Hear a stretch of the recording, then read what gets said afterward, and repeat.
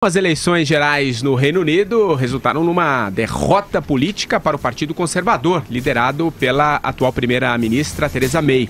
O pleito convocado por May para tentar aumentar a maioria no parlamento terminou com os conservadores à frente, porém com uma bancada menor. Quem explica melhor este assunto para a gente é o nosso Vitor Larregina. Vai lá, Vitor.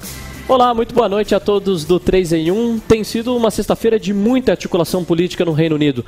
Após sofrer uma derrota dolorosa nas eleições que ela mesma convocou, a primeira-ministra Theresa May vai tentar salvar o seu cargo com uma aliança com um pequeno partido da Irlanda do Norte. A estratégia é a seguinte: o Partido Conservador de May recebeu na votação de ontem 318 cadeiras no parlamento, 12 a menos que já tinha.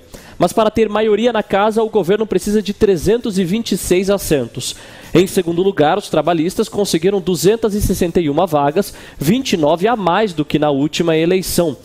Mais cedo, a Premier anunciou em Downing Street, a sede do governo, que fechou um acordo com o Partido Unionista Democrático da Irlanda do Norte, que conseguiu 10 cadeiras. A pequena legenda é conservadora e defende a permanência da Irlanda do Norte no Reino Unido. Após costurar a aliança, May foi ao Palácio de Buckingham pedir permissão à Rainha Elizabeth II para formar este novo governo. Agora eu queria saber de vocês que estão na bancada do 3 em 1, como ficará o processo do Brexit, a saída do Reino Unido da União Europeia em meio a essa crise política na Terra da Rainha? Como ficará o Carlos Andreasa? As negociações, aliás, começam em 10 dias, né? Estão marcadas para começar em 10 dias. A Theresa May, que tenta formar um governo, garante que conduzirá essa transição. O Vitor Larregina foi muito preciso. Os conservadores venceram a eleição, mas perderam a maioria no parlamento. Os trabalhistas cresceram. A solução, e aí isso cria, sem maioria formada, né, por um partido, isso cria o famoso parlamento em suspenso. É o que ocorre nesse momento, e é comum que aconteça lá.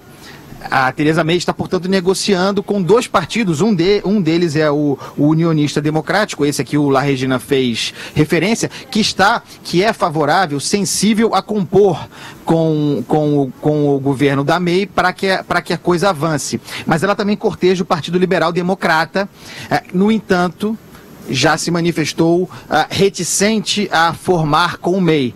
É um momento difícil, mas eu tenho a impressão, eu aliás esperava realmente que os conservadores venceriam, que a May venceria, mantendo a maioria. Fui surpreendido, mas acho que ela vai conseguir, e a saída dela ao Palácio de Buckingham é significativa disso, ela vai conseguir costurar a maioria nessa composição e conduzirá as negociações do Brexit.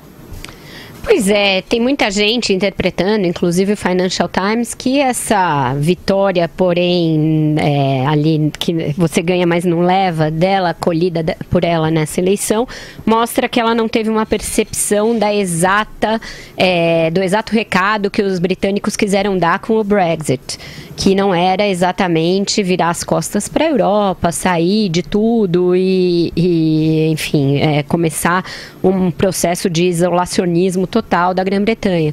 Eu acho que isso vai ter que ser modulado agora. Eu acho que diante da falta de uma maioria no parlamento e desse recado ambíguo dado pelas urnas, ela vai ter de ser hábil, primeiro para compor no parlamento e segundo para entender qual é o desejo da maioria da população com esse Brexit. É fazer um meio do caminho, é voltar para a União Europeia, pelo menos de alguma maneira, por meio de alguns acordos. Eu acho que isso vai ser uma questão de sintonia fina daqui para frente. E combinado com esses atentados aí constantes que têm acontecido na Inglaterra. Não é uma situação fácil de equacionar. Não é nem um pouco fácil. É ficar num fio de navalha ali constante. Aí você, Madu. Mas vejam bem, nossos amigos que nos acompanham aqui pela Jovem Pan, as vantagens do parlamentarismo. A própria primeira-ministra Theresa May, identificando dificuldades na condução do governo, convoca eleições, né?